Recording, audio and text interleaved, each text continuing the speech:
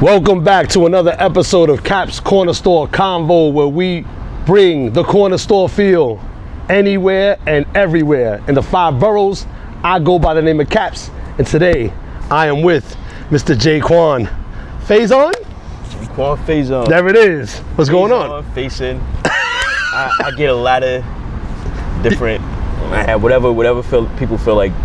Saying. I feel you, man. I'm okay with that. I feel you, man. I'm okay with that. Give the viewers here on the show just a little background about yourself. You know, where you're from, what's your background. So I'm from Brooklyn, New York. Holla. I am an artist, painter, mostly traditional artist. I'm currently working as a teacher in the public school system. So those are two of the things that are really important to me, and I think those things are really important to me.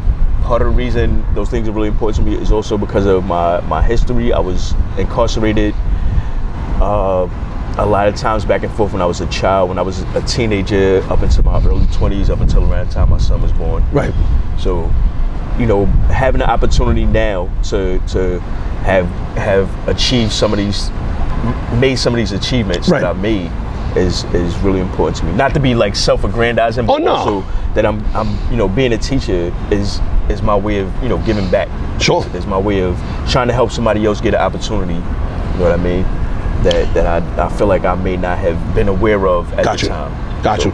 Well, my biggest thing is resources and access, right? When I was a younger kid, I used to work in the parks department. So we had like a recreation program. We did an after school summer camp, and then we did like a basketball league free of charge for the kids. We had 82 kid league. So I know the importance of, giving back and how that is. If you could touch on growing up, like what the city was like and how lack of resources, send a lot of folks down that road.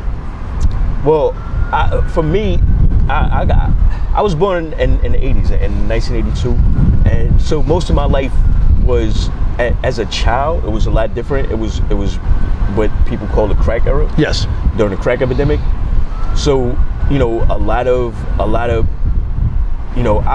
while I was still very young, you were aware of family members who may have had drug problems. Correct. You know what I mean? People in your neighborhood who had drug problems. I remember as a kid, like, walking down the street, we used to play with the crack vials. Yeah. With the, the bottles. Not just that. I remember collecting. We used to collect them because they used to come in like different. The tops used to have different colors. Right. So we used to play with, collect the different colors, and this was just showing the abundance of how much crack was, used in the neighborhood. Right. So and that took away from a lot of people. That took away people's parents. Agreed. You know what I mean? That took away. So people that have a lot of guidance, you know what I mean? That took away a lot of people's quality of life. People were selling their kids toys, their kids clothes, all kinds of stuff. So I was very fortunate that my mother personally, wasn't addicted to drugs. But like I said, we've had family members. Sure. I've seen, one of my aunts, and being sick, having HIV, you know what I mean? As a child, it's a really scary thing to witness, you know what I mean? So, I've experienced some of those things, and this is, sort of more on the inside, kind of like, inside personal things. Outside of the city was, I don't want to be like cliche, but it was the old 42nd Street. Yeah, I agree. You walk pimps and you had the hoes out there. Yeah, every other store, even up until maybe the 90s. Up until like the early. So the Disney store opened up. 90s. Yeah, up like mid 90s, even kind of like late 90s, when what was it? Or was it like mid 90s when we had Giuliani? Yeah, he put the Disney store right on 42nd. He said we're getting rid of all of that nonsense. But not also that I remember reading where he had a clause, like I don't know, like some kind of law where all of the pornographic stores, the adult video stores, had to be like 5 stores away from each other, something like that. So when they started breaking up all these stores, you started seeing less and less of that kind of stuff, and then less and less of that kind of behavior. I remember when I was a kid, my cousin used to take us to do the like 5-car Molly, 3-car Molly. Oh, course. You know what I mean? I remember my cousin used to take us, unfortunately, to pickpocket. Right, got you. Okay. And like I was really young, so I was mostly a lookout most of the time. But I remember, you know, I'm like, yo, we going to Midtown. You know what I mean? And so the city was very different. It was very different. It was a lot more dangerous. It was probably, in a way, a little bit more exciting because of that danger. But from my perspective, my personal perspective, I'm totally fine with the direction it's going in now. Currently we're coming out of a pandemic. We're coming out of, you know, a time where a lot of the younger children haven't had some access to a certain amount of resources. So we're seeing a spike in crime. We're seeing, you know, children acting out. We're seeing young adults acting out. We're even seeing a lot of older people acting out too. Sure. So things are a little bit different now. I'm pretty sure it's gonna iron itself back out soon. You know what I mean? But it's not nearly as bad as the 80s and 90s. It was not. Where you could get, you know, I'm wearing decent sneakers right now. Where dudes will rob you for your sneakers. I remember dudes used to rob you for your JanSport backpack. For your backpack, yeah. And if they didn't get the backpack, I remember dudes was collecting the JanSport strings. Yeah, so that was the biggest thing. For your strings. Yeah, man. Like, yo. It was a different time. You know, I work in a residential building, and, you know, a lot of folks see, you know, a lot of the homeless folks, a lot of them suffer from mental illness as well. And they're like, oh my God, like this is the worst the city's ever been. And I'm like, I don't, the worst has been? Like, I don't know. Like, the crack era was a very tough time in this country. And so, to your point, what you mentioned about how folks were taken away due to, you know, the accessibility to drugs, the lack of jobs, the lack of, you know, resources, you know, where else do you go, right? So basically, you were incarcerated. Yeah. So, because I want to get into that, because through that experience, it kind of morphed into a talent that you have. You were really talented. You are really. Let's be clear. We're gonna put his Instagram on the description below. Very talented artist. I really appreciate. Touch on that experience and how that morphed into, you know, your art. So as probably as long as I can, I tell everybody, as long as I can remember being able to think, I've been interested in drawing and the ability to draw. And I think, like my mother said, she said I saw like a Ringling's Brother commercial. Okay. And they had a unicorn, and I drew the unicorn, and she said it was like a really good drawing. For like I maybe it was like 3 years old. Right. So, I mean, I don't remember any of those events, but I actually remember going to that Ringling Brothers with my dad and my mom. That's another story for another time. But I remember, what I do remember is I remember how people reacted to me drawing. I remember people being proud of me having the ability to draw. I remember people being proud of, like, my mother used to not make me read, like force me to read, but she used to get like newspapers, and my cousins would come over and they'd be like, yo, my cousin can read the newspaper. You know, that kind of stuff. So, and drawing, and I had a lot of dudes in my family that were interested in drawing. My dad was a great drawer. And a photographer and painting and all that. He was gifted in there. So, but none of them really went anywhere. You know what I mean? Like a lot of them were interested. I had one of my uncles, I believe Uncle Paul, and I saw some of his portraitures, like old portrait drawings he did. They were really good. I had other uncles who did like comic book stuff. I had a cousin, one of my cousins, Troy, I grew up with. He was a big influence on me as far as rap and drawing. Gotcha. But he used to draw comic book characters. One of my older cousins used to collect a lot of comic books. So I was always around comic books, artists, you know, even if they weren't like well-known artists. Doesn't matter. It's that melting pot, man. It's that melting pot. So, you know, they kind of carried me in a way, because if they were excited about me being able to draw, then I got more excited about it. Gotcha. You know what I mean? So, but what happened is I was really young. You know, I wasn't I didn't have as much focus. And a lot of times we're in the neighborhoods, you know, I come from neighborhoods where art isn't as valued. Correct. Agreed. You know what I mean? So I didn't have, you know, I didn't know to value art as much. I value other things. I value what I saw in my neighborhood. The dudes that are selling drugs, you know what I mean? These are the guys that women are attracted to. Exactly. These are the guys that always fly. They look like they have money. They look like they're important. People respect them. Even if people are scared of them, it at least comes across like people respect them. Right. So I wanted, you know, I aspired to be like that. I didn't think I could be, you know, a doctor. I didn't even know that an artist was a career. Yes, it is. You go to school for that. You get a doctorate in art. But being young and coming from my circumstances, you're not aware of that. You're not aware. I think in my mind, like, you know, I could probably draw comic books, but it's never, I never had the idea that, I never had the feeling that, or the dream that I could draw for Marvel. I've always assumed, like, you know, maybe I could try to draw my own comics. I didn't even know how the business worked. Got you. Nah. You know, so, you know, it was always a secondary kind of thing. It was a hobby, you know, for the most part, and I ended up falling in with the wrong crowd. You know, my family was moving in and out of shelters. You know, my mother did her best. You know, my mother came from, you know, not so great circumstances either. We're coming from a long history of slavery. Got you. You know what I mean? Yeah. All these sorts of things. So I don't put, you know, anybody that comes from my circumstances that, you know, that's Black, Latin American, you know what I mean, that has been affected by colonialism. I try my best not to put them at fault. You know, I hold people accountable.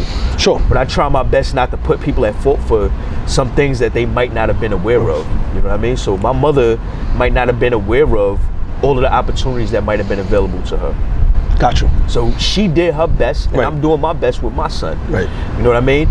So basically, you know, I didn't have, I was young. I wanted things. You know what I mean? I saw other people, I saw older dudes having chains, you know what I mean? And I didn't have access at the time to selling drugs. Gotcha. You know what I mean? I didn't have means to that. So I ended up committing my first robbery when I was 16 years old. And I literally, my first robbery, I got arrested.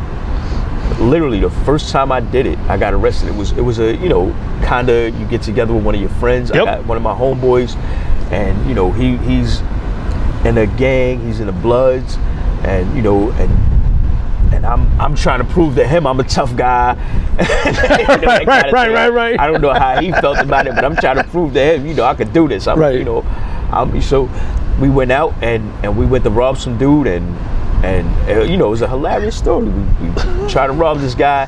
The guy, you know, he got scared and he ran back in the building. Nothing happened, and we got the gun, and I don't want to get caught with the gun. He don't want to get caught with the gun. We like cartoon characters passing the gun. You take it. You take it. So eventually, I threw the gun in the bushes, and we right in the village. Right by a restaurant, and a guy comes right out the restaurant, and the police are driving past, and so I threw the gun, and the police drive past, and a guy comes right out and says, he threw it right there. Fuck.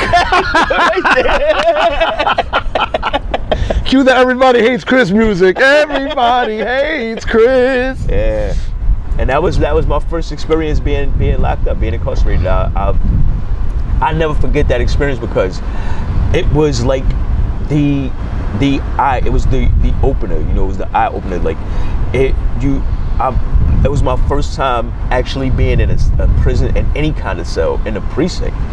My first time being in a precinct.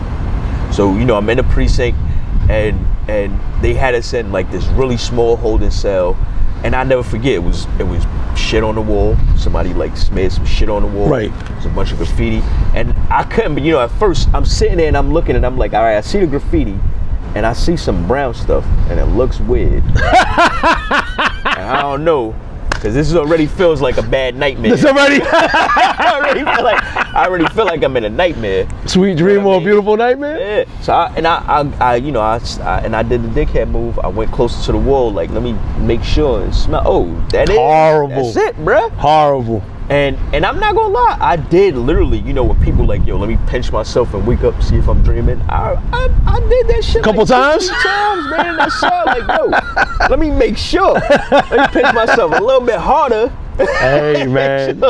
So it was, you know, and I think back to that time, I thought about like every scenario, man. If I this is something else that affected me. If I didn't do, you know, what if? Right. I thought about every what if. I'm literally in there like, yo, if I was a ninja, I could climb bars. If I was Professor X, I could get this guy to open this thing and erase my... Because I was still a kid. Sure. I was still a kid and I couldn't really, you know, but that took me later on in life. That took me to a place where I do my best not to put myself in a position where I got to deal with what ifs. Right. Where I can be a little bit more secure and try to. I'm not a gambling. I don't gamble. I don't gamble with my money, with my life, my freedom, with none of that stuff. I hear you. You know what I mean? So it put me in a position where I've learned from that. But you know, it took me a long time. I ended up from there going to Rikers Island for the first time. And I was in adolescence, C-74. That's when you know I was a big. Everybody knows, you know, C-74. You know. And I was pretty, I was pretty fortunate that because I'm not the biggest dude in the world. Right. And because I knew if I happened, I just got kind of lucky. I've been really fortunate in a lot of places I've been. So when I went in there, you know, they did like the typical, I don't know if you know about Rikers Island. You go in there they have like a day room meeting when everybody comes in. The new people come in, and the old people that are like running the house, the old kids that are running the house, they have a meeting and they try to run down the rule. They call it, you know, laying down the law. We're gonna run down the rules and tell y'all this, you know, this is that, this is that, and they go around and they have like a circle and they ask people, you know, who here feels like they want to use the phone. You know, they're gonna use the phone whenever they need it. And me, I'm by myself in there. My co-defendant was there too, and you know, I didn't really know. I was still naive to this stuff.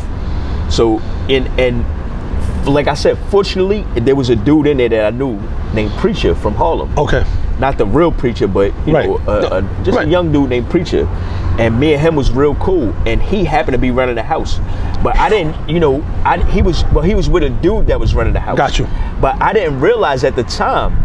I didn't see him in so long. Right. He got big. Right. Hey. So I didn't know who he. You know, I was just fresh, and So when they asked like, yo, who wants to use the phone, and I'm like, shit, I gotta call my fucking moms. Like, yo, I'm not. Like, yo, what's going on? So I stood up. So the dude, it was another dude in there. I think his name was Dingy or Dinky, something like that. And he stood up and he was like, yo. And the dude said, yo, you want to use the phone? Go get it. So this is when I realized, oh shit, it's some tension. Yeah. I realized this is what they mean. Like, I gotta fight for that phone. Right. So now I'm realizing, like, oh shit, this is like in the street. If a motherfucker see me on, you know, on the spot, I'm gonna get my ass whooped. That's what it's gonna be. It's either I take this phone, either I take the risk and take this phone and get my ass whooped, and I don't know what the outcome is gonna be. Either they gonna respect me or you just be on that list. Yeah. So I went over to the phone and the dude Preacher stood up and was like, yo, Jaiquan. It's like, yo, Jaiquan, yo, you from what you call it? You from LES? We was in the same shelter together. No shit. He said, yo, you from LES? You from the castle, right? Yeah.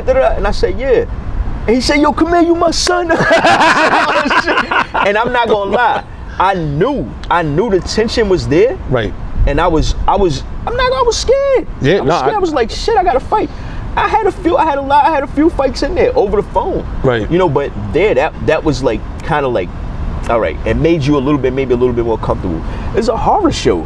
I didn't use the bathroom for like 3-4 fucking days. I didn't use the bathroom for like 3 days because you just in a feeling like I'm uncomfortable, even though I know this dude over here. I see dudes sleeping with their sneakers on. Right. Now I'm like, damn, I might have to sleep with my sneakers on. I hear dudes chattering, talking in the back. Yo, these dudes running the house. They think they this, they think they that. So it's always some kind of tension. Always some kind of tension. It's very, very rare that it's relaxed in there. So I'm like, damn, I don't want to go to the bathroom. Dudes is fighting in the bathroom. Dudes all kind. And now you know the end result of that, boy. Feel like rocks coming out of your joint, man. and they're dying. It's not comfortable. Oh, God, yeah. So it wasn't, my first experience there. The first like month or two was really, and then all of the other excess stuff, like dudes in there smoking orange pills, just weird. Like, and another one of my homeboys was in there. We wasn't really cool. We was kind of cool, you know what I'm saying? And we ended up getting into a little argument. We ended up getting into a fight, and I felt bad. I'm not gonna lie. I felt bad for him. I didn't really have. They ended up stabbing the dude, but I didn't really like. This is no personally. Right. I didn't really have nothing to do. I think it was more of a situation where they kind of wanted him out. Got you. And I ended up getting into a fight with him, and that was the excuse. And that was the excuse for them to hop on. So, but stuff like that, like when I was a kid, when I was in the street as a kid, I kind of reveled in, I like that negative behavior. You know what I'm saying? That it was that era of you got to be grimy. You got dudes with you remember people like he a shiesty dude. Yeah. that was like a cool thing to be, especially if you was from Brooklyn. Particularly if you were from Brooklyn. Well, that's the MO out there. That's the persona that's given. I mean, I remember I was watching Mike Tyson's podcast, and he was talking with Zav Judah, and they were like talking about the boroughs, like what's the difference? Because his co-host is from California. He's like, Harlem. He says, I always loved Harlem. Harlem was the place where everybody dressed fly, right? Zav Judah, right? That's been fly. And Mike said, I used to love those guys because when they came to Brooklyn, I was looking to rob those. I was looking to rob them, and that's what it. That caused a lot of tension. You know how like in LA you watch TV in LA and they got like gangs, they're kind of divided by race. Right. Then in the races they're divided by the gangs and sub races. When you're on Rikers Island, for the most part, you might have gangs. I don't know what they're doing now. I'm a little bit older. Nah, it's a disaster up there. They're trying to like really shut that down and start separating the population there, because it's just more of the inmates running the asylum, and a lot of the I mean, this is what I read, but the corrections officers, a lot of them are paid off by the gangs, so they pay to look the other way. It was very similar back. Not saying people were paid off, but we had correction officers that we knew were in gangs. Tough job, corrections, by the way. Absolutely, and we had officers that was giving people cigarettes. I had an officer that was giving me cigarettes. You know what I'm saying? I'm not gonna lie about it. These are real life situations. It's not gonna stop, any of these situations from happening. The whole system itself is the real problem. But here's the thing, like how do because a lot of people ask me this too, because I'm creative as well. Like, how do you take that experience and place it into rapping, photography? In your life, it's more painting and hip hop music. Some other people put it into photography, some people into cooking. Like, how do you take that experience and drown it into your passion? So I had a really hard time when I was really young on Rikers Island. A lot of fighting, a lot of, and one of the things that helped me is I ended up getting sentenced to 6 months and 5 years probation. Yeah, not a whole. Okay. They call it a skid bid, not nothing major, but you still spending some time in there. And I ended up doing it 6 months. I had, as a kid, I was an idiot. I'm not gonna say I was an idiot. I was very naive. So I kept getting into a lot of fights. I had the option to come home. In 4 months, I ended up getting into fights and wasted it. Trying to prove to other people that I can be tough. Right. That's a lot of what it is. And I hope that if there's some kids out there, some young dudes out there, young adults out there that's watching this, my father told me, one of the biggest things my father told me when I was a kid, I never really understood. He kept saying, you got this image of trying to be a tough guy, and that's not you.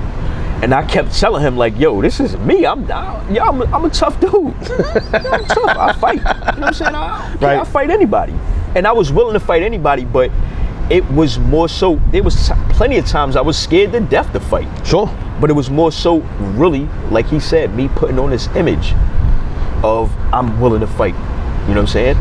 So, but a lot of while I was doing that 6 months, I was doing a lot of drawing. You don't have nothing in there but time. Right. Exactly. So I got into like chess. I started reading a lot more, like a lot of people that are incarcerated. I started reading a lot more. Then I started drawing, and I started, because I had the time to draw, I started really dedicating myself to actually drawing. You know what I mean? Like, not just doing like, you know, and comic book stuff is still drawn, but looking at magazines and trying to draw more realistic, that kind of stuff.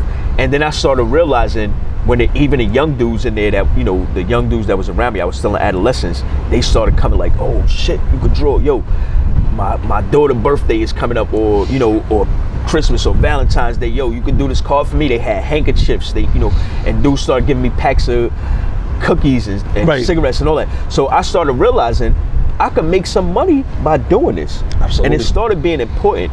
It still took me some time. After I came home, I was still struggling. My family was still in shelter.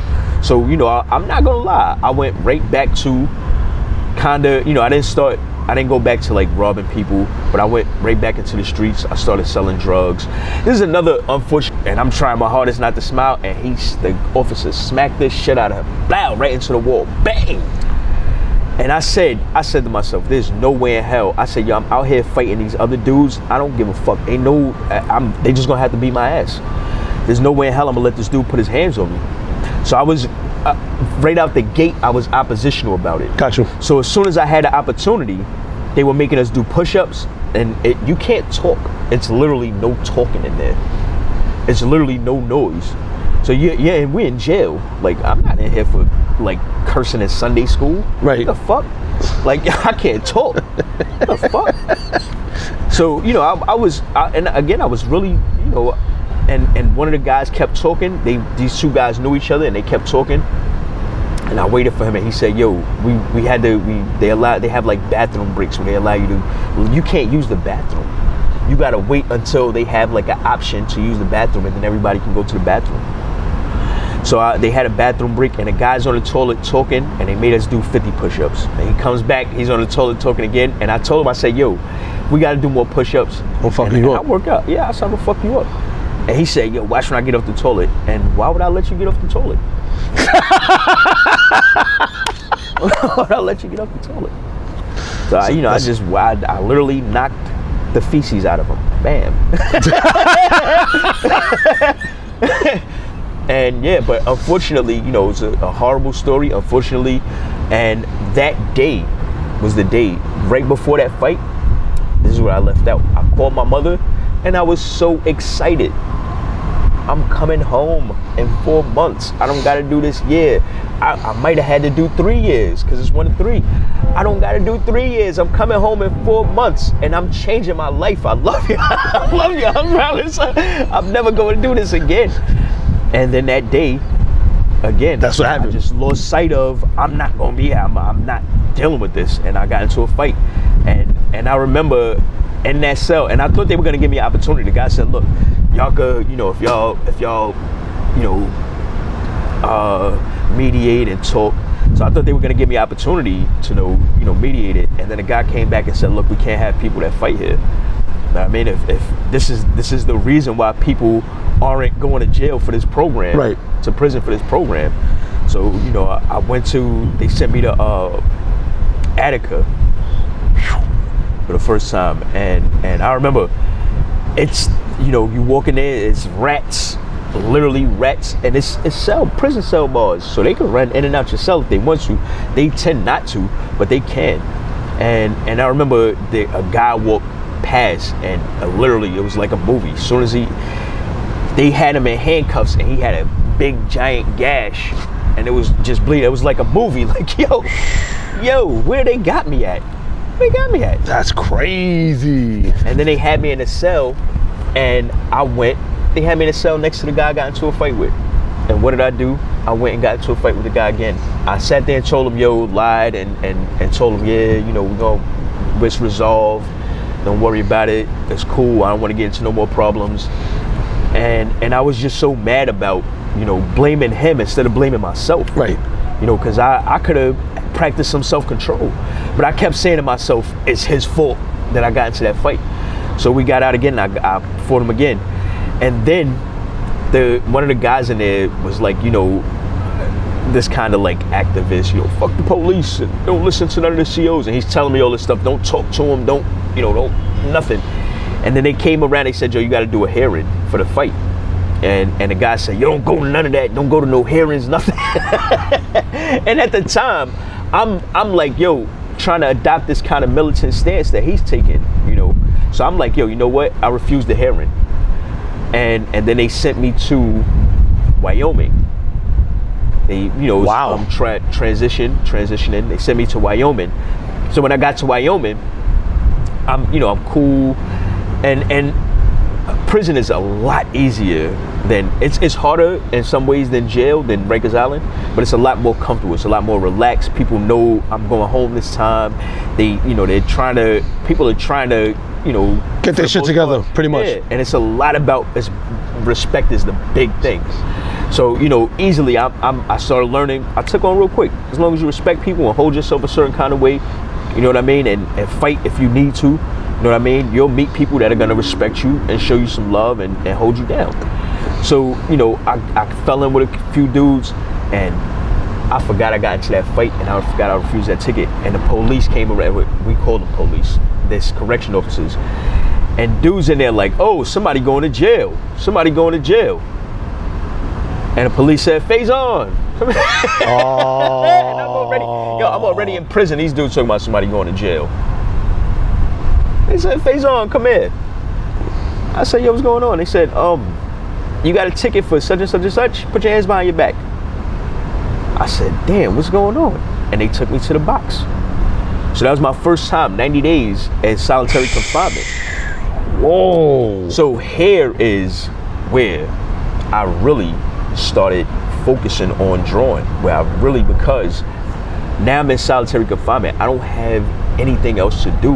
Like, you're in there, everybody knows it probably sounds a little bit not. Oh, that's harsh, man. But all you can do in there is exercise, masturbate, and read. You know what I mean? And they gave me a legal pad. They gave me like the yellow legal pads, because I was what they call indigent. You know, my mother, and rightfully so, my mother was very disappointed in me. You know what I mean? So she didn't have the means at the time. My mother has 3 other kids. Right. We were living in a shelter. So, you know, I wasn't, and also, me personally, I wasn't doing as much to contact her, you know, because I felt like I didn't want to burden her too much, you know, at some point. So I stopped rating a lot of people, you know what I mean? And I didn't have access to money. I wasn't able to draw and barter stuff for drawing. So they give you a legal pad, they give you, you know, those 2 stamps and 2 envelopes, and they give you an option of 2 books. They have like a library that comes around. Gotcha. A little rolling thing with books on it, and, you know, they let you check some books. So I took 2 magazines, and I took the legal pad, and I couldn't write anybody, so I just started drawing. And I said to myself, you know what? I know how to draw. I'm just gonna sit down and practice. And I started realizing drawing was kind of like exercising. If I exercise at a certain time, it allows this time to go by quicker. If I'm drawing, I'm not sitting here ruminating and worried about my situation. I'm not stressed out, I'm not depressed, I'm not losing my mind. Yo, a bat flew under my cell. Literally, an animal bat flew under my cell when I was in there. And then I had, like, the bat died. So I didn't want to touch it, because like, yo, I don't know what the fuck that thing has. Yeah, it flew under the cell and it's crawling around, and the COs in there, they don't really care. So I'm screaming, I'm telling y'all, I got a fucking bat in my cell, bruh. They don't care. They don't care. There was a dude next to me that had psoriasis real bad. Oh. And it was horrible, because he had like chunks of skin that was coming off, and he was sweep with the skin, and they would make like horrible jokes. Oh, you're trying to dig yourself out of jail. So they didn't really care. And I've heard them. Oh, I was in there also with there was a few years ago a guy who was at the Puerto Rican parade, and I'm not gonna say that he did molest the girl. I don't know for a fact. I remember that. They say he molested a girl. He went through this guy he read us his whole minutes, the whole thing. Cause you're in a box. Yeah. You can't, you don't see anybody. The most talk you get is through a window that somebody else's cell. So I'm screaming out this little slot and this guy's screaming out the slot. So we were able to play chess. This guy's telling us his whole minutes, trying to explain the whole case to us. What happened is he had the Twin Towers on his back being blown up. So I was also in there during 9/11.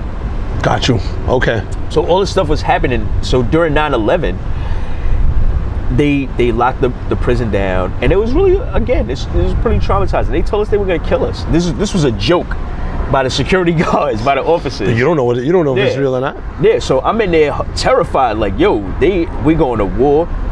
First they're like, yo, they blew up the Pentagon.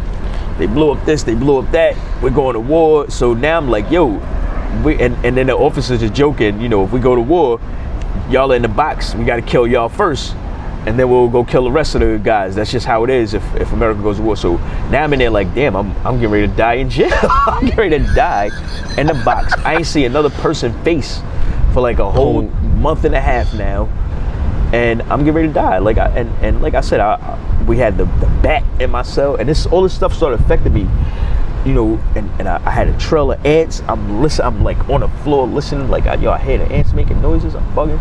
I'm listening to this dude, and the reason I mentioned he had 9/11 on his back is because when they told us they were gonna kill us, and that happened, they remembered he had that tattoo on his back, and they beat the fuck out of him. They beat the shit out of him. They beat the shit out of him, and you could hear it. That's crazy. I've heard dudes get beat several times, but it's nothing like that. It's nothing like, you know what I mean? It's not like the movies. It's not like the movies. It's even when you see, like, I've seen 2 people killed. It's not like the movies. You know what I mean? It's nothing like it. So just hearing it, you know what I mean? And yeah, you thinking 2 things. You thinking, damn, that sounds horrible. I don't want to experience that. And then you're also thinking, shit, that could be me next. If I say the wrong thing, that could be me. You know what I mean? So I was there, I experienced those things, but the thing that kept me really grounded was drawing. Was that I kept saying to myself, I'm drawing. And also another thing I want to mention, I'm not religious at all. I don't want to, I hate to bring religion into it, because I'm not religious at all. I grew up in a community called Ansar Allah community. It's now technically called a cult. So I had some influences about that, which is why, a big reason why I am where I am now.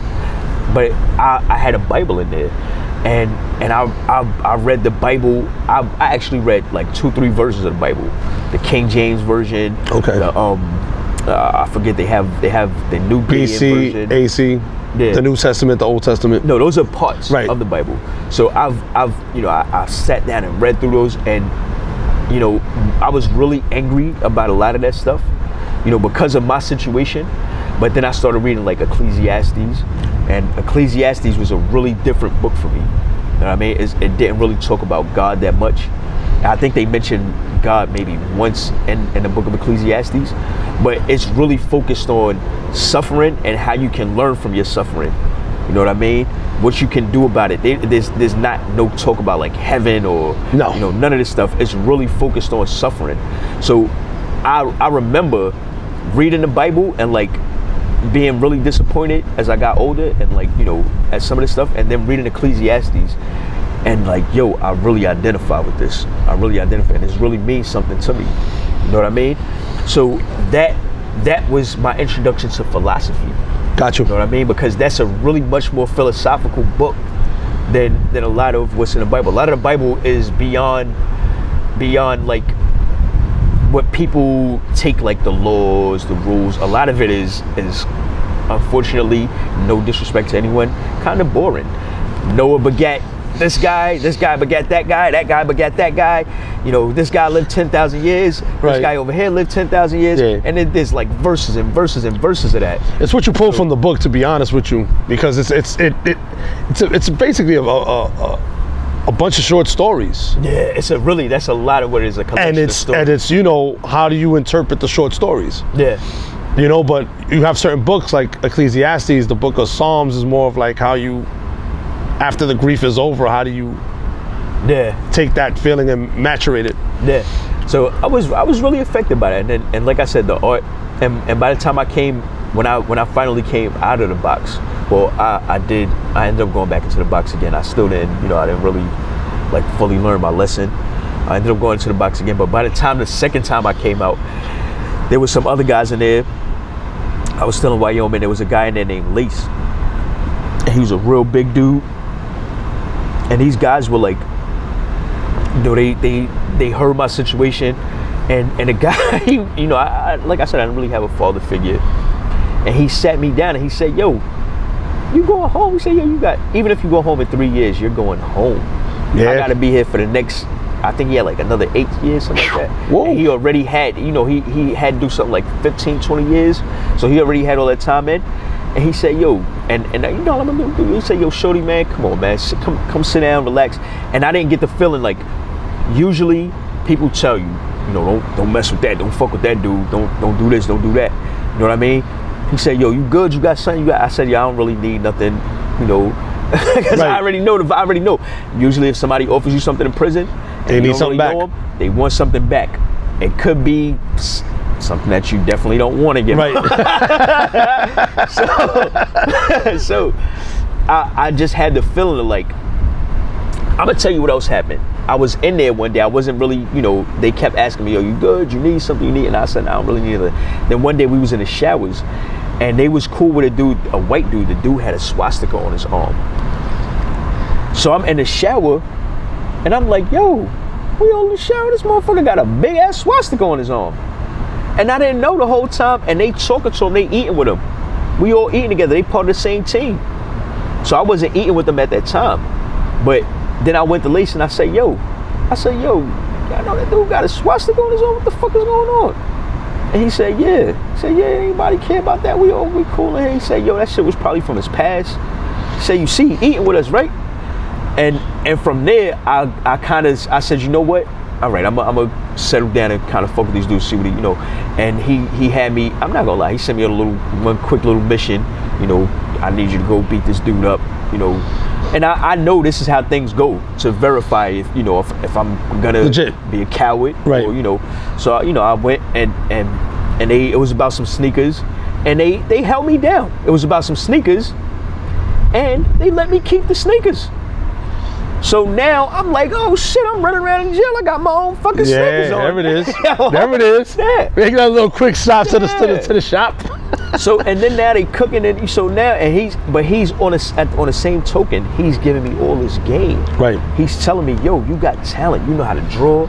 You know how. And I started listening to music. I started listening to Redman, Malpractice. Got you. But I was listening to like I said, my mom's influenced me with Rakim. Sure. You know, so we grew out of that era. But Redman's album Malpractice was a major album for me. Major album while I was incarcerated. I played back then. We were still using tapes. Correct. In jail. So I played that album back and forth. That and Illmatic. It was written.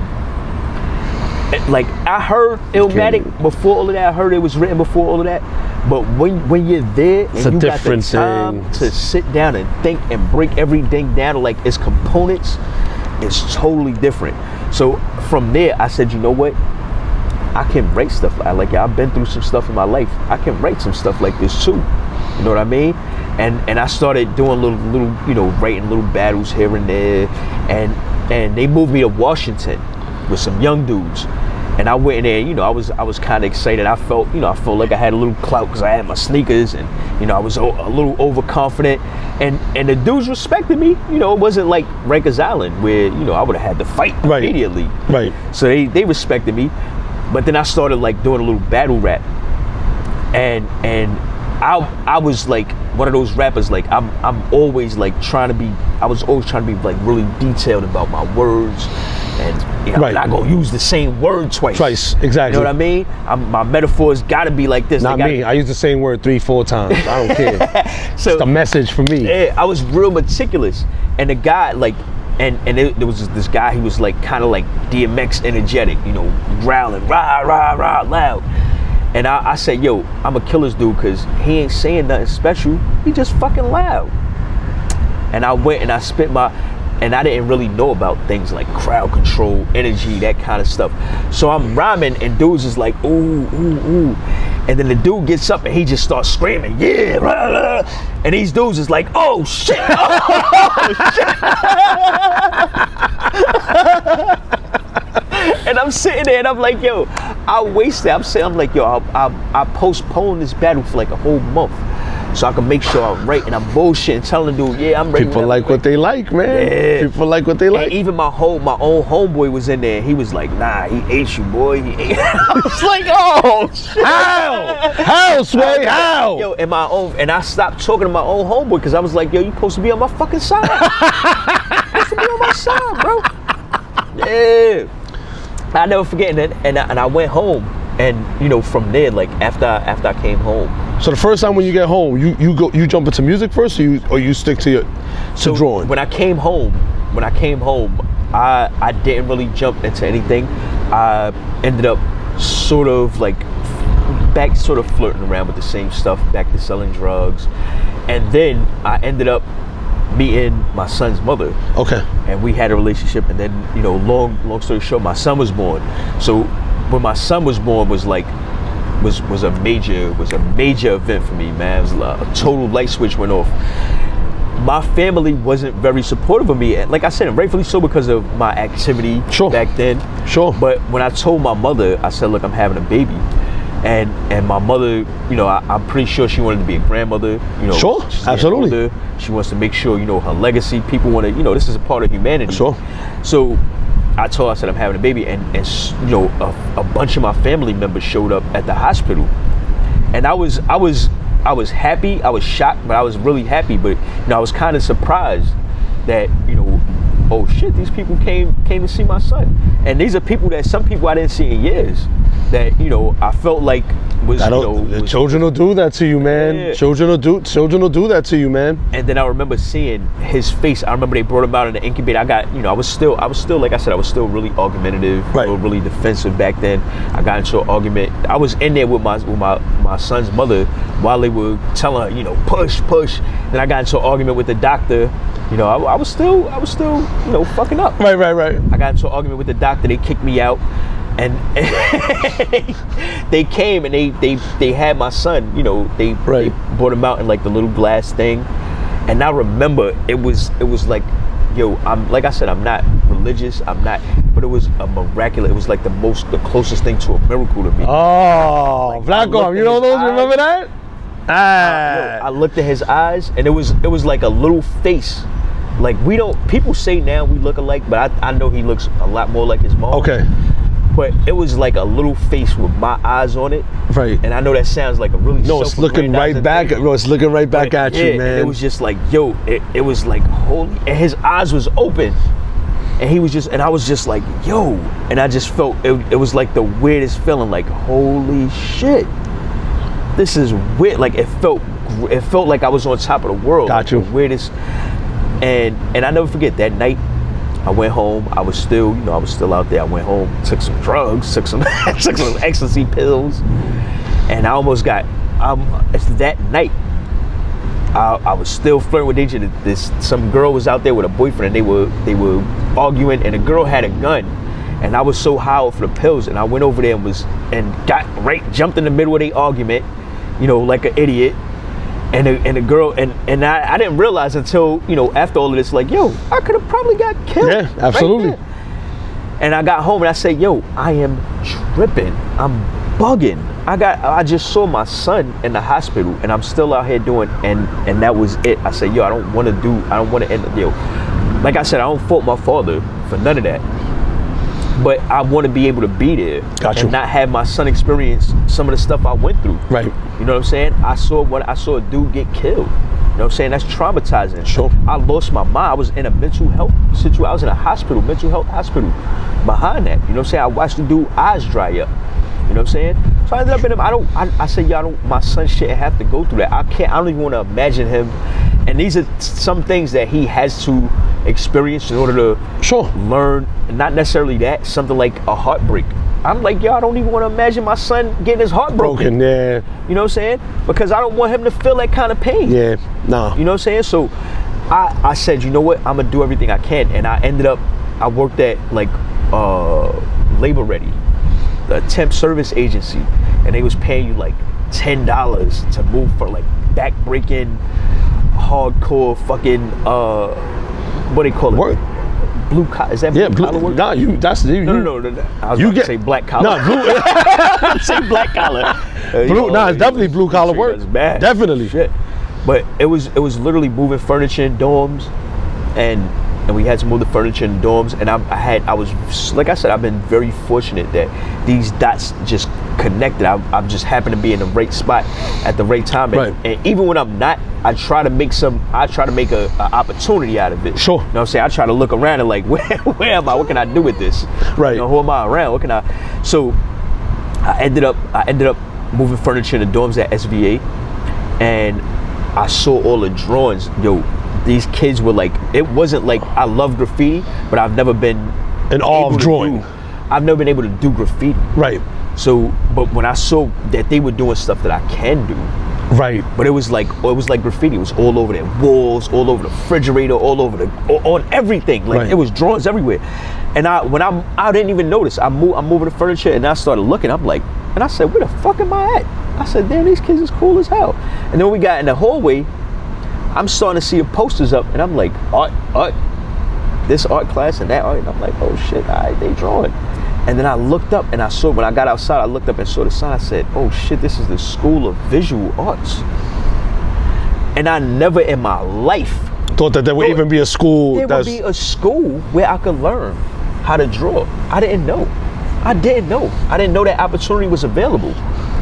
I didn't know.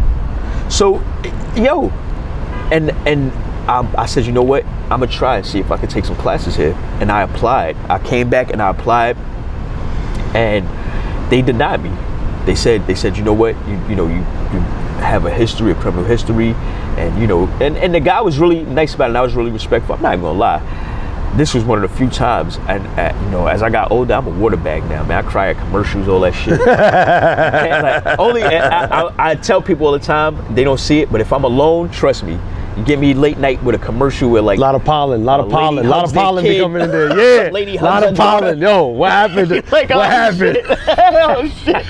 Nemo found his kid. No, they found Nemo. I'm like, yo, who put the pollen in here, yo? This was one of the few times that I'm there and I was in front of somebody and I cried, man. I felt like, damn, in my mind I said this was an opportunity, for me to be somebody, and they don't want me to be here. And I felt like it was because of my felony, and I felt like it was, I kind of thought, damn, I'm restricted to the streets. I got to go back to, but the guy told me, fortunately, he texted me.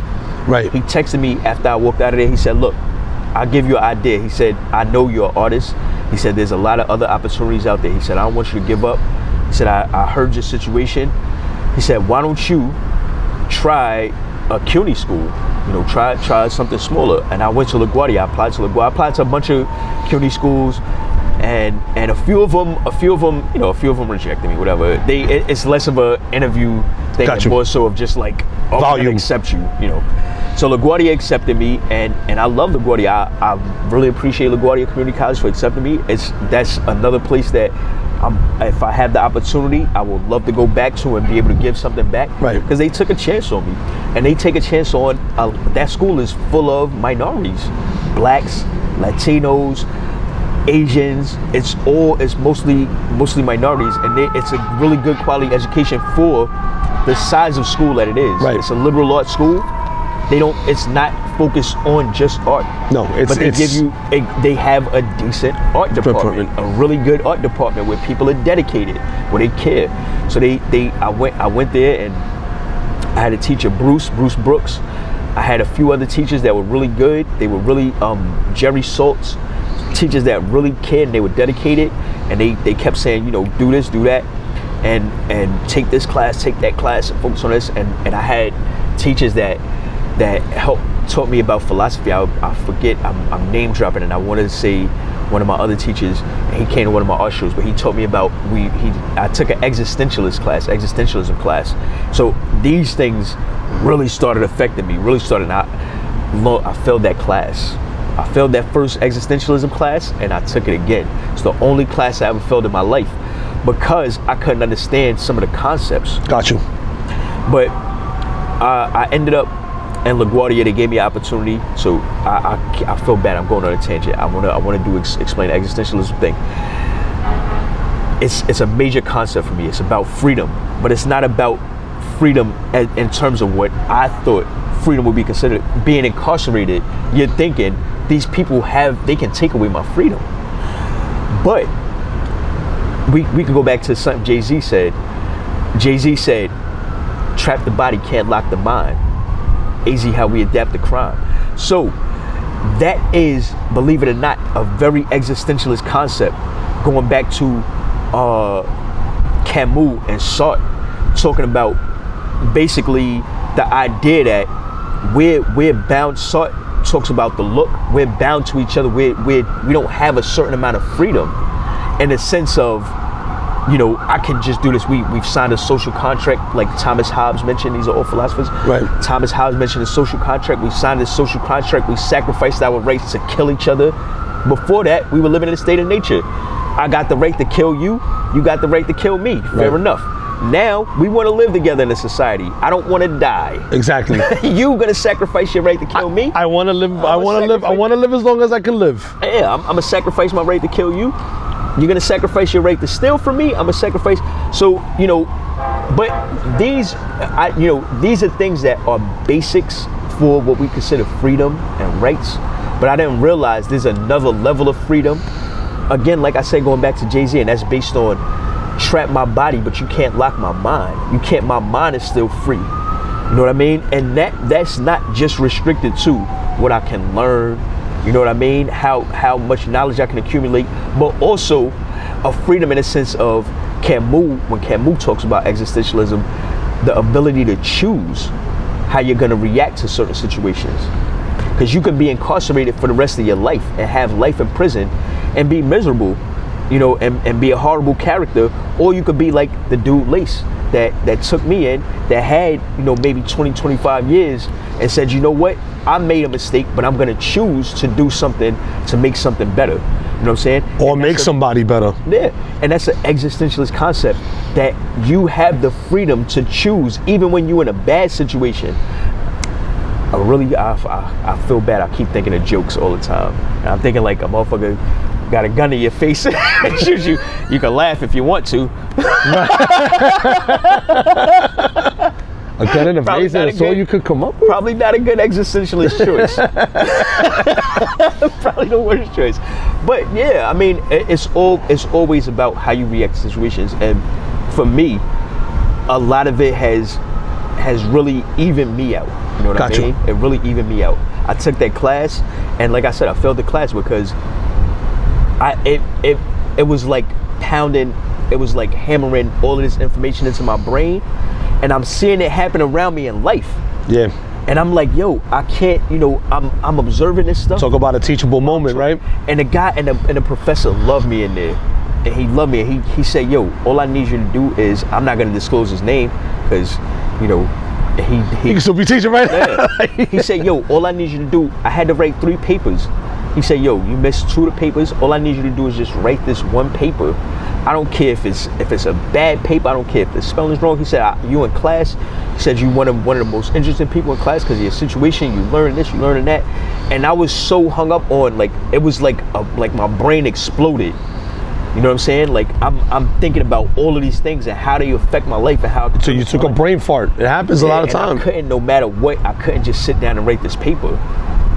And when he came back in, he said, yo, I apologize. There's nothing I can do. And I respected it. I told you, I respected there's nothing I can do. You know what I mean? But I went back and I graduated on the D's list from LaGuardia. So my GPA was all the way up there. That F didn't do nothing to my grade. I went back and took another existentialism class with another professor. This is the professor, and I feel bad I'm forgetting his name, but that's my guy, man. He took a picture at my show, at one of my shows for HBO. He came to one of my art shows. He you know, we had existentialism, and it was a little bit different. Everybody has different way of teaching, different ways and different philosophers they choose. So I got in one class, I got like Camus, and then in another class I got Sartre and Nietzsche and Thomas Hobbes, and you know, so you know, and I'm like, damn, and by this time I was like, yo, I settled down, and I'm like, I understand this. It's like you had a foundation with the other class, which kind of helped you along with. Yeah, so it was like, bam, and it really resonated with me so much. And when I started like trying to find ways to not really incorporate this stuff in my art, but to, like, I guess transcend it, you know what I mean, in a way through my art. And maybe that doesn't necessarily speak in my art, because my art is really figurative.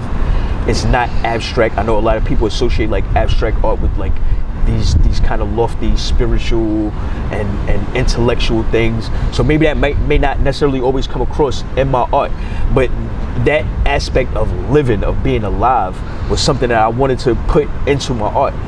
So I started working on a lot of figurative drawings, and by that time SVA started coming around again. They did scouting, and there was a guy named Chris Jessic, and he came around and he said, yo, you're doing really good. And at that time I started feeling myself too, because I'm like, yo, I realized I'm kind of a big fish in a small pond. Right. And LaGuardia, you know, I can draw. Right. People are coming around, they're looking at me drawing. I mean, I was that artist that was like, you know, the artist that got to put on the show, you splash and paint, you know, everybody's looking. Everybody drew their stuff, they look at yours, they roll the paper up, and like, I can't use this. Everybody looking, so you like, let me throw some paint hard. We get up and do a little dance. While I'm painting. You know what I mean? So you putting on this show. So I was that dude. I lay my things out. Right. Lay my paper out, you know, and have my paper all stretched out. I have like 3-4 papers, and I'm you know, drawing these big life-size figures. And the guy Chris just came in, he was like, wow, these are really good, and I'll tell you what to put in your portfolio, put this one, put that one, and try this. And then he said, you know what, tell me your story. And I didn't, you know, I was really, because they rejected me the first time. Right. So I was so nervous, like, you know what, I don't want to tell these people what I've been through, because they're gonna say I got a felony. Even if my art is good, they're gonna say I got a felony. So I started telling him my story, and he said, you know what, you need to tell him your story. And this is a regular white guy. You gotta put it in your art, man. Nah, it's true. You gotta put it in your art.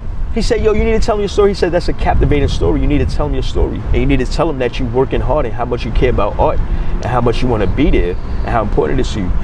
And I went and I wrote an essay, and I went to, because I really wanted to be in this school. You know what I'm saying? I really wanted to be in the school. So I put together the best portfolio I could, and I wrote an essay, and I went to everybody I could that, you know, or everybody that was, so also at that time, like I said, I was in a mental health situation because I saw someone get killed.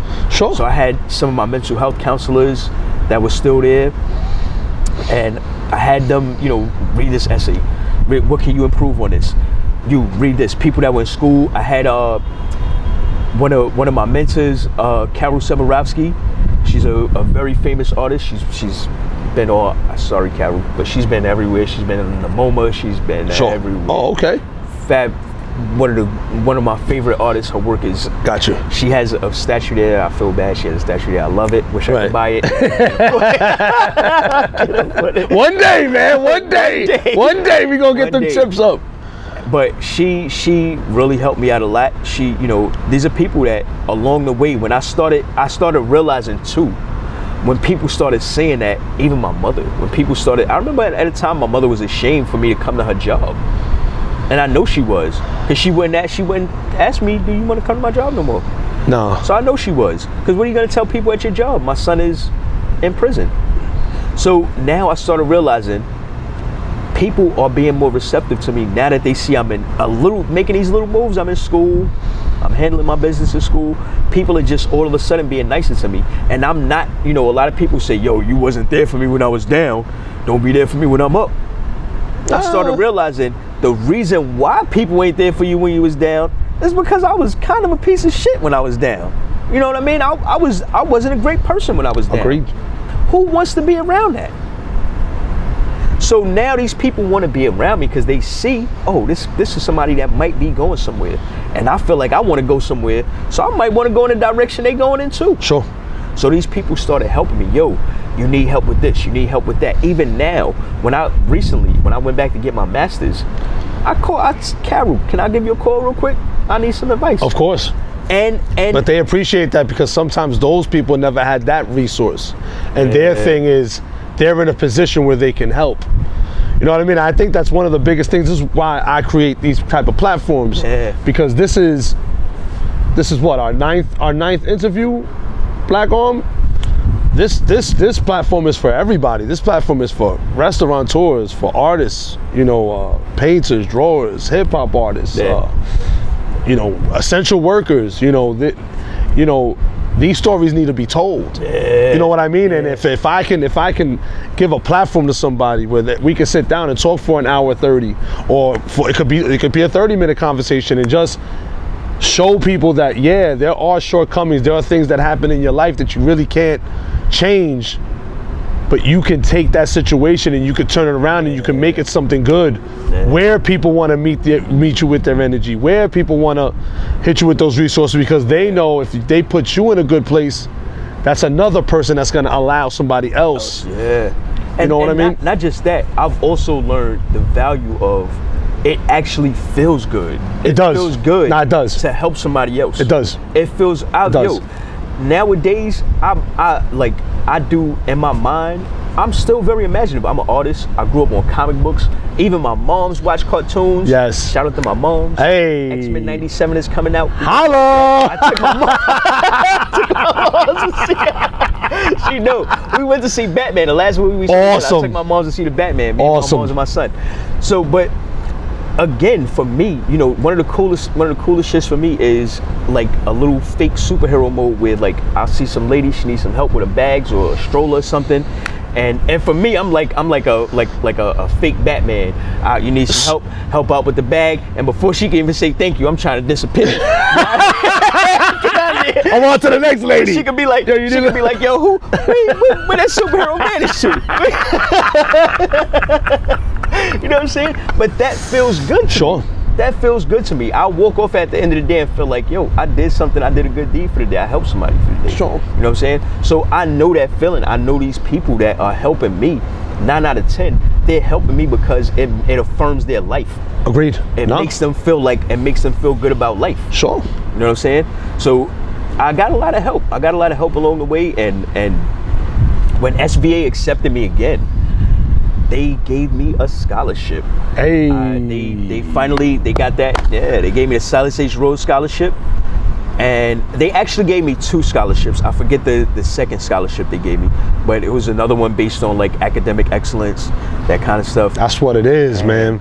Yeah, and SVA was challenging, but it was these some of these experiences were I keep saying. Oh, they're monumental. You can't put a price on them, actually. But as I get older, I have experiences that are every time I come across something that's like, this is the greatest experience of my life.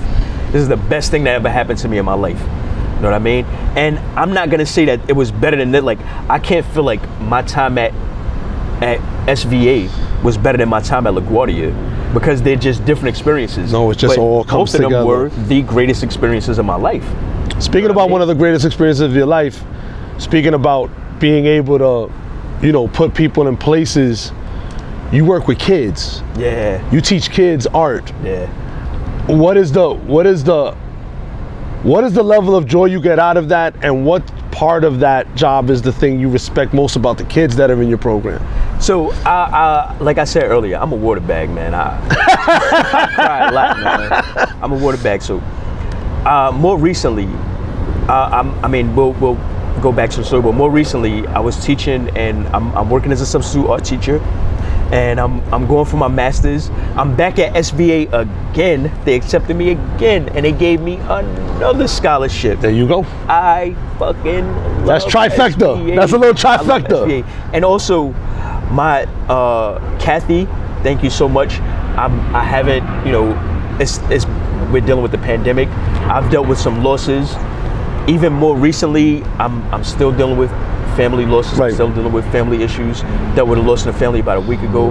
My son's grandmother passed from COVID. So it's been challenging for me. I haven't been able to really admit it to myself. Right. Even it's been challenging for me. The school year has been very challenging. Kathy, Linda, I'm sorry I'm forgetting all these people's names. All of the staff at SVA have been so patient with me. They've been really helpful. They've been, done everything they can to help me make it through, and they're still helping me. So I'm really appreciative of that. You know what I mean? But they give me an opportunity to teach, and right now, like I said, over the last year I was working as a substitute art teacher, and like I said, I've been very fortunate. I worked as a substitute art teacher, and I chose to work with I was hoping to work with District 75 schools, which are schools with children who have some sort of emotional issues or learning disabilities. Gotcha. That sort of stuff. But I wasn't very aware of that they were like higher, much higher. So I'm not sure if I have the full qualifications for that yet. Right. So they kind of put me in like public schools that have District 75 schools within the school. Right. So they're kind of mixed. Gotcha. So I have some students who have paras. I may have like a class that has 3 or 4 paras in it. Gotcha. Okay. And so they ended up going back to that shelter that I was in, the family shelter that I was in. I ended up having the opportunity to teach at the school, the public school that's across the street from that family shelter. That's amazing. That I got incarcerated when I was 16 years old. Full circle, man. So, it's funny how it's full circle, man. So, I remember I chose the school, and I said to myself, I said, you know what, Delancey Street, it's in a neighborhood. I'll choose this school. Let me go back to the neighborhood. So I went to the neighborhood, and then when I got there, I'm like, holy shit. Yo, I haven't been out here since, I didn't even want to go to the neighborhood because it's a totally different, it's a different, it's like walking in a brand new world. I was living a really hard street life back then. I was getting shot at. I was getting into a lot of fights. I was shooting at people, unfortunately, not to incriminate myself. I was robbing people still, you know what I mean? So the feeling going back there was like chills, like, yo, I'm back here. But everything changes. So things are a lot different. And, the neighborhood is a little different. The shelter's still there. Things are a little different. But, I can see it was a little bit more calm, but it's still the same neighborhood. Of course. So, but then I went to the school and I settled down there and I had my first few classes. And I realized, when I got in there, these kids it's after the pandemic, these kids were rowdy. A lot of energy pent up. I'm talking about, and no disrespect to the kids. I love y'all. IS 188, I love y'all. They know I love them. The kids know I love them. Yeah. They know I love them. All the teachers know I love them. You know what I'm saying? That's what it is. And I just went there recently to pick up my stuff. But a lot of the kids it's shelters. It's literally surrounded by. It's a building.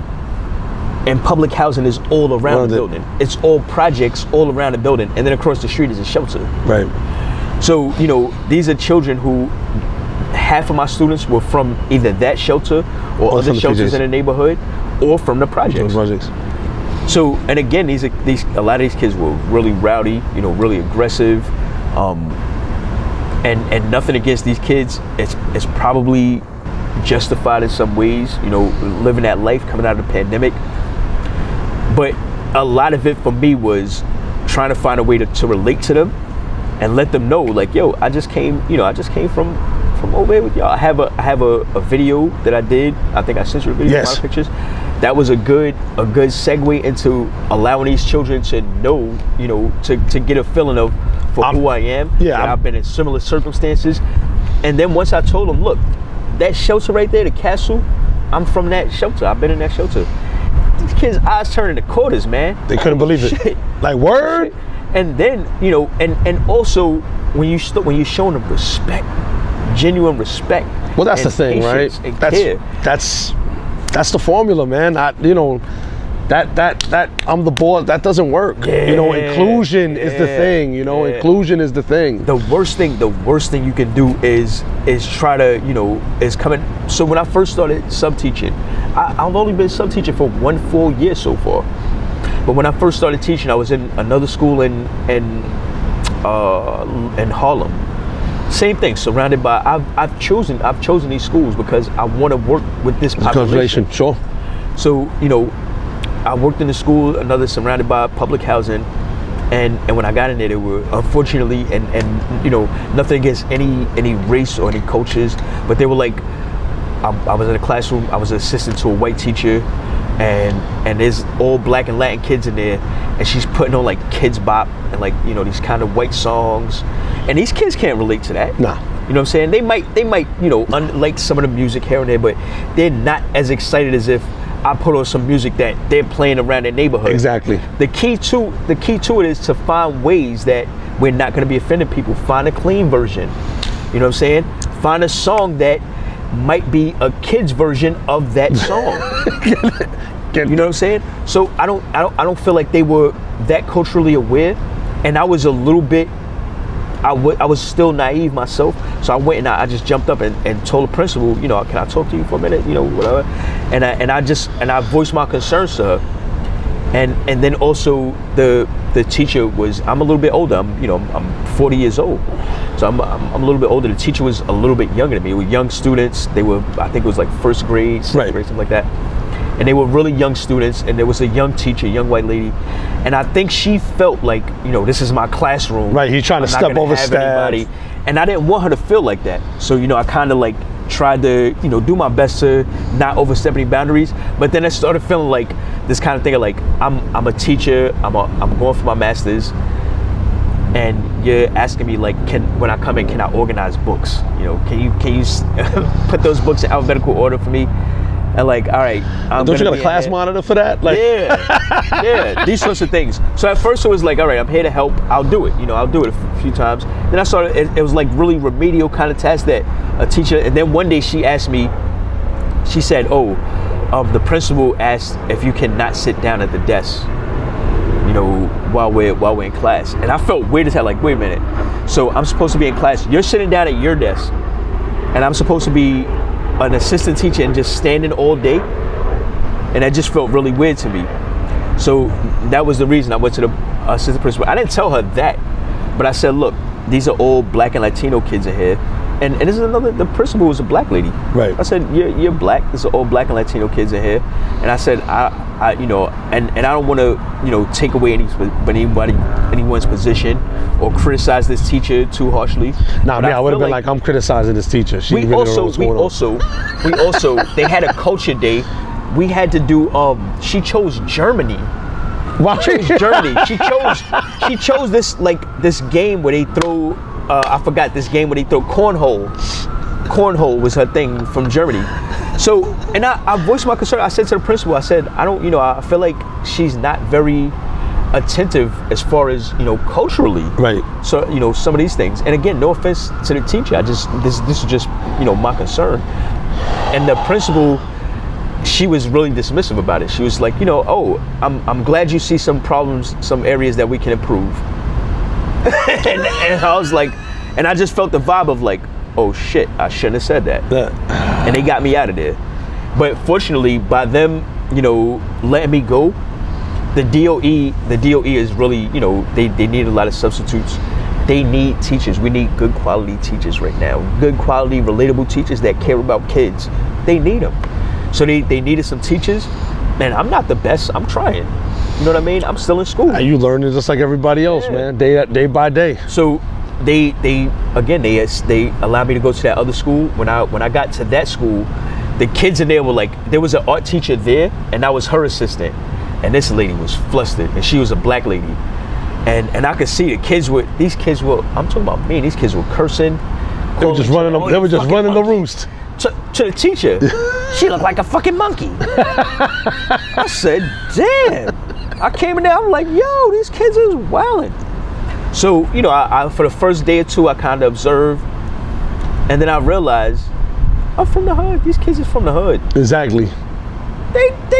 They not doing nothing that I didn't know or see or whatever. And I'm realizing, wait a minute, this is like code switching. I don't, I've been fortunate also around people that they don't care how I talk.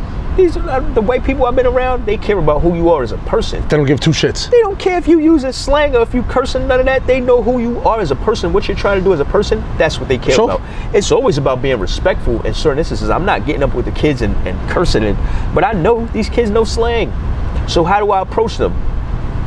Yo, you out here wilding, boy. You been listening to some Yes G's this morning or something? Trap music got you going, drill music got you acting all crazy. They're looking at you like, yeah. Who this dude? Yeah, I'm your teacher. Yeah, I'm your teacher now. So now look, this lady, she quit the second day. And the kids are, they running around kind of bragging about it. But I know this is a sign of trauma. The kids are running around going, yeah, we kicking all these art teachers out. None of the art teachers stayed. That's the third art teacher that ain't come back. I knew she wasn't gonna be able to handle it. All the kids. So now I said, you know what? I'ma stay here. You know what happened? I put on a video. I put on that video I was telling you about, and it was quiet. And the principal happened to be walking, the vice principal happened to be walking past. And I'm looking and I see here, I didn't know they be watching you like that, but I see her head bopping back and forth and I'm like, what the fuck is going on? So then I see her, oh shit, she peeked in the classroom. I said, oh shit, they watching me. I've been in prison too many times. Once you get you keep awareness, certain awareness. So I said, oh shit, they watching me. But I wasn't doing anything wrong. I was putting a video on. I felt kind of funny, like, damn, this video is it has some mature subject matter. I don't know how people are gonna be receptive to it. Right. You know what I mean? But these kids are quiet. And when I went down, the lady said, the principal, the vice principal, I feel so bad, I forget her name. And I told them, they know I really appreciate them as well. They let me stay there for the whole year. They gave me my own classroom. You know what I mean? I was teaching my own classes as a substitute teacher. So I had my own key to my own classroom. Proof is in the pudding, man. So when I went downstairs, she said, I saw you in the classroom today. She said, and I was just wondering why it was so quiet. And I said, I was like, I know it wasn't I know I didn't teach a lot of art. I know it wasn't really focused on art. I'm new here. I just wanted to make some introduction. She said, no, you did great. She said, I never saw a class. She said, it's been since the pandemic. I haven't seen a class. Very rare that we see classes that quiet. Since the pandemic, you did a great job. She said, whatever you're doing, keep doing what you're doing. And from there, my classes weren't always that quiet. No, of course not. They weren't always perfect. They're still kids. But I was able to talk to a lot of these students. There were students in there that, and I feel like I'm not bragging and boasting about, like I'm not here. I tell everybody all the time, sounds graphic. I don't want to feel like I'm sucking my own dick. But this is, I'm right. who I had a bad situation where I yelled at a bunch of students. There was a girl there who I lost my patience. I lost my patience and I was yelling and trying to give them my rundown speech about how y'all should value your life and these kids over here got more and we should use our resources. And a little girl said, well, I've been traumatized when I was a kid, and I just went off and I said, you know what, get out of my class, get out. And I went and I felt bad that whole night. I felt like shit. Because, like I said, I'm a water bag. That when I got accepted, when they told me I was gonna be running that classroom as that school as the art teacher, and they said you got to put your name on the board. Right. This is your class now. Yeah.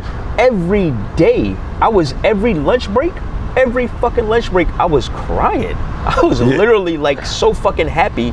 I'm walking around, I can't stop crying. What the fuck is going on? Shit, I had a journey like yours, I'd be crying too, man. Yeah. I'd be crying tears of joy too. And I see some of my homeboys from LES, same shit, doing the same shit. We pushing 40 and you out here still selling weed.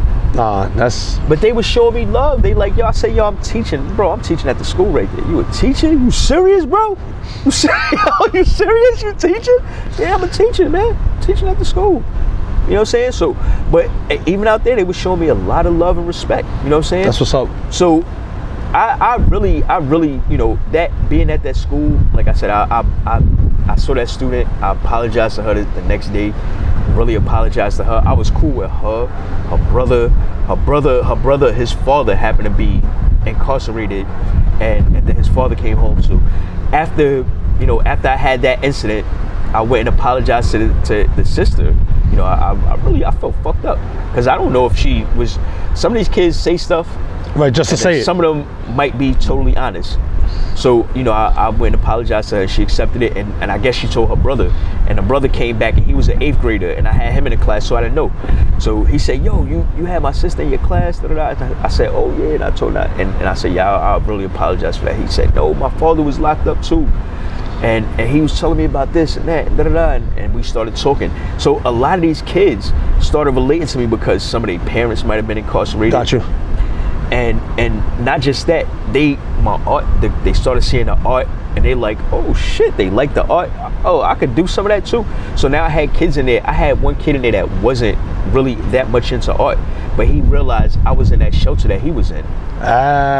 This kid did everything, and he was improving. He was doing everything he could to show me, right, look at what I can do. Yeah. Look at what I'm trying to do. I want to be like you. That's amazing. You know what I mean? Little Spanish kid, and I'm from there.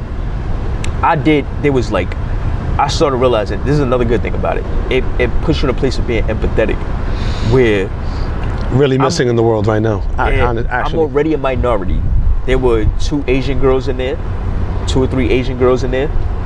The school was mixed, mostly Latin Americans and black people, but they were also like not just in New York in the hood. We're kind of used to like black people, Puerto Ricans, Dominicans, right, that sort of stuff. But there were a lot of Hondurans. There were a lot of Mexicans. Right. So I said, you know what? I can't leave these people. I can't come in. I want to help my people. But all these people are my people too. Absolutely. You know what I'm saying? So absolutely. I don't want to be restricted to. I'm coming in here with this agenda of building up some confidence and some self-esteem and people that look more like me, more readily relatable, and unintentionally leaving other people out. Right. So I said, you know what? Because if I was the only black kid in an all-white school, I wouldn't want them to do that to me. Exactly. So I said, you know what? Empathy. Let me. Huh? That's the empathy. Yeah. So I said, you know what? Let me go to these Asian kids, and and what are you doing with art? And because they're different, they want to also prove that I'm worth something. Exactly. So they're working a little bit harder too. Sure. So now they see that you're paying them attention, they like you. They're like, oh, this is somebody I respect. Now the little kid, Darwin, the little Dominican kid, Darwin, can't even speak no English. We had kids in there that can't even speak English. Mr. Faison, you my favorite, you my best friend. See what I mean? Yeah, man. Yo, because, and I can't even speak Spanish, and I'm trying my hardest. I'm like, yo, let me go get some books. Yo. Yeah, nah, that's what it do. Get this Debo here. That's what it do, man. So I said, you know what? I gotta put myself in, you know what I mean? And a lot of kids, because some of these kids are bilingual, we have this symptom of America, being in America. This is a person who's an outsider. This kid, Darwin, was darker than me, Dominican. Yeah. You know what I'm saying? And because he's an outsider, the black kids, they don't are treating him like he's not black. Yeah, exactly. You know what I'm saying? So listen, we were all slaves. Yeah. Like, you have to understand, we were all slaves. So I immediately pulled him in, yo. And whenever I saw kids messing with him, yo, wow. And I told the kids in there, imagine if you walked in a corner store right now, and it's a bunch of Puerto Rican people in there or Dominican people in there, and they start talking Spanish and look at you and laugh. You're gonna feel like they gotta be talking about me. Yeah, you're gonna feel away. So how do y'all think he feels? Yeah. When y'all start talking and then y'all turn around and look at him and start laughing. He feel like y'all making fun of him. He feel like y'all singling him out. That's a fact. You know what I'm saying? So y'all gotta think about these kinds of things. So these were, for me, teaching these kids about these kinds of things. I mean, I wasn't able to incorporate as much art. There were students there that I did, right, that were into art. and I did my best to pull them in. You know, try to work on this, try to focus on this. But a lot of it too was trying to teach them about valuing life and about valuing themselves. You know that's what art does, man. That's what the field of art does. You know what I mean? So listen, that is the end of the interview part, but we got a line of questioning we do here at the corner store. We have a little thing called this or that. All right. So you could go with this or you could go with that. I hope this ain't gonna be too hard, man. Nah. You know, we do it SDE. You gonna give me like the sex, drugs, and sex, drugs, and entertainment. So we break it down into four. We do 4 food groups, but you know that's the. All right, let's do it. We'll go with the field of hip hop music. All right, let's do it. Or as a listener, do you favor drug dealer struggle raps or conscious raps? Definitely drug dealer struggle raps. Definitely drug dealer struggle raps. All right. Yeah, I feel bad. Don't feel bad. Don't feel bad. I feel bad. I'm gonna say this, but conscious rap to me was corny as fuck. I'm not gonna lie. Like, yo, it was corny. So, like, all right. We know Kanye West said this stuff about Talib Kweli recently. Yes. Right. And I know Kanye West is controversial. I don't agree with none of the stuff Kanye West says. I respect Kanye West as a person. I think he's a genuine person. We don't want to go on a tangent talking about Kanye West. I think he's a genuine person. I see sometimes like the emotion in his face when he know he did something wrong, when somebody confronts him. So, but you know, I'm done with dude, man. I'm not done with him. I'm just done with too. But I'm done with the clickbait, man. I understand that he's a human being. Yes. I understand he's a human being. But when he said he thought Talib Kweli was whack, I'm not gonna lie. I apologize, Talib Kweli. I respect you as an MC. I respect your dedication to your craft. Not your flavor. Me personally, I would never listen to none of your albums. It's just not my kind of music. I like Mos Def. Mos Def has a few songs that I'm not gonna lie, I fucks with them shits hard. Miss Fat Booty, that I fucks with it hard. That My Only Says joint, but there's a lot of them that for me, they're just not my kind of vibe. You know what I'm saying? I'm not saying they're not relatable. They are relatable, but to me, I'm not. I for lack of better words, it feels kind of like crunchy granola. You know what I mean? Vegan kind of stuff. And I respect vegans. My mother tried to be a vegan. My sister's a vegan. I respect all of that stuff. If I was a stronger person, I probably wouldn't be eating animals. There you go. I'm not. So you going struggle bars over conscious? I'm going struggle bars over conscious. That's two for the struggle bars. 2 guests in a row. Definitely struggle bars over. All right. Chopped cheese after a night out. You're on a night out. I'm really into like boxing, UFC. Okay. Floyd Mayweather or Ray Leonard? Oh man. No explanation. Floyd Mayweather or Ray Leonard?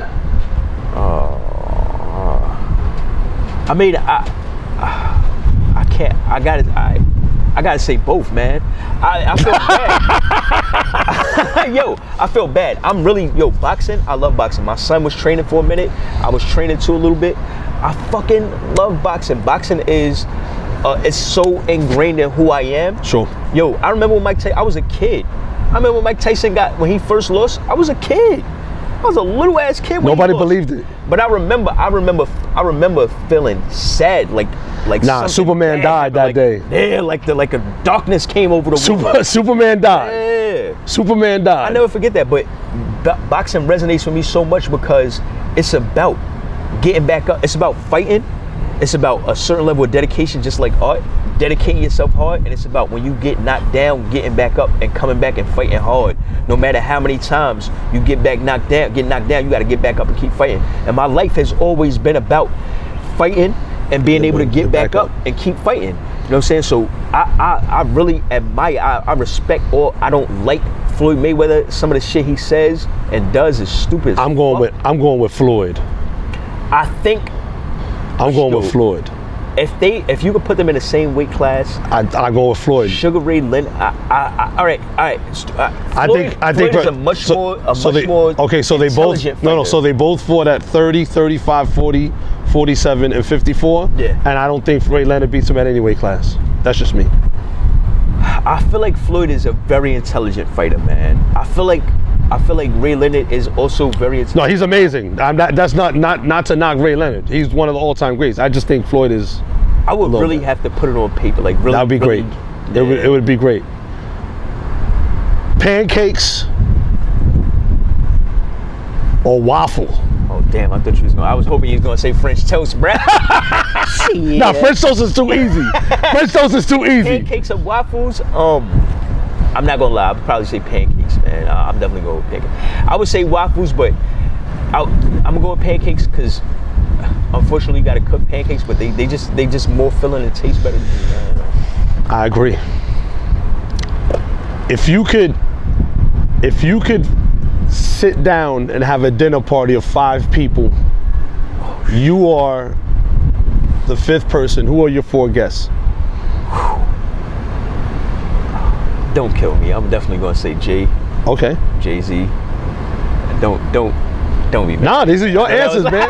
These are your answers. That was like the main fucking cliche answer you could say. Nah, those Jay-Z. are your answers. It would have to be people that from antiquity, like people that died already. You know what I'm saying? So Dead or alive. Jay-Z. There's an artist that I really appreciate named Paul Finiak. Okay. I would love to talk to him about art, just like his process, everything. Definitely a philosopher like Nietzsche. I would want to see I always joke like that's my father. I say like Camus and all those dudes are my fathers. So okay. Camus, absolutely. Who's your last? We got 3. We got 3. We got 3. Let me see if I can pick somebody different that has a really different experience of life. I would probably go with.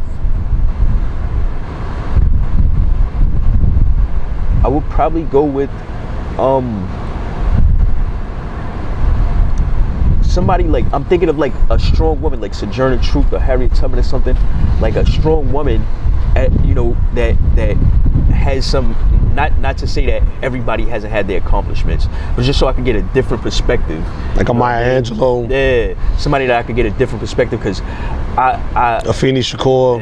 Not to go on another tangent, but I had a situation last night where I was at one of my friend's house, one of my homegirl's house, and there was kind of like a situation with a male with another dude. Right. And a lot of times as men, I don't think we're aware of like how, you know what I mean, like how we might look at women. Right. I'm attracted to women, how we might look at them, how we might talk about them, how we might just even looking at them, you know what I mean? Or how women might not be aware of certain things. So Sure. This is a woman who might not be aware of how she's being received by dudes. Gotcha. She might feel comfortable dressing a certain way. Right. And as dudes, we're going, oh, a lot of times dudes, you go like, she's dressing that way because she might be interested in me. She might be wanting to do something. Blah, Right. say blah. So, but as a dude, you're not always aware of that. So it takes for me to be able to have a conversation with somebody that's being genuine. Right. And then I can understand, oh shit, I could have potentially offended somebody else if I didn't know about this. Right. You know what I mean? So I would try to find again a woman, particularly a strong black woman or a strong indigenous woman, something that has experienced those hardships from both sides of being a minority and a woman. Got you.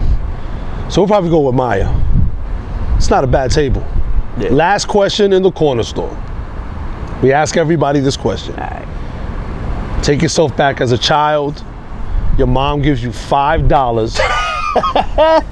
Go to the corner. You get to spend these $5 at the corner store. What are you buying? All right. I'm gonna disclose something that I wanted to disclose to my mother. Me and my mother had a very intimate conversation. I love my mother to death.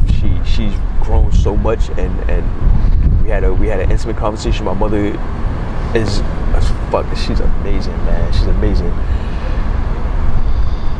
I'm gonna divulge this. She's probably gonna watch this. I didn't tell her. Please don't kill me. I know she had you $5. When I was a kid, I stole a book of $50 food stamps out of the closet. All right. And I never told her, and I'm 40 years old now. Don't worry, we're gonna edit it out. She was pissed, but she gives you $5. I spent that on let's video games. I went down a block, and they had a Street Fighter 2 cabinet in the corner store. And back then you had the paper food stamps, and you had to spin it to get the 50 cent. Right. You had to spend 50 cent to get 50 cent. Right. And I had all of my little homeboys come in. Here, you take a food stamp. Give me the quarters. Give me the quarter. And I stayed there all day and played Street Fighter. And was, here, you play me. Here, let's go. So let's go. Jay is taking the $5, and I'm stealing a bucket of 50, and going right to the arcade. Get my Street Fighter on. Get my Street Fighter on. Listen, before we get out of here, please give them your info on your where they can find you on social media so they can tap in with you. My Instagram is at JAIQUAN_FAYSON. You can find me at Jaiquan Faison on Instagram, and that's about it. I don't have like a huge social media. Well, that's what it is. Nothing wrong with that. Yeah. On that note, hope you guys enjoy. Till next time, we'll see you at the corner store. Thank you. Peace. Hey. My guy. Appreciate My it. guy. Nah, you can. Make sure you like, share, subscribe, and comment. Hope you enjoy, and see you at the corner store. Peace.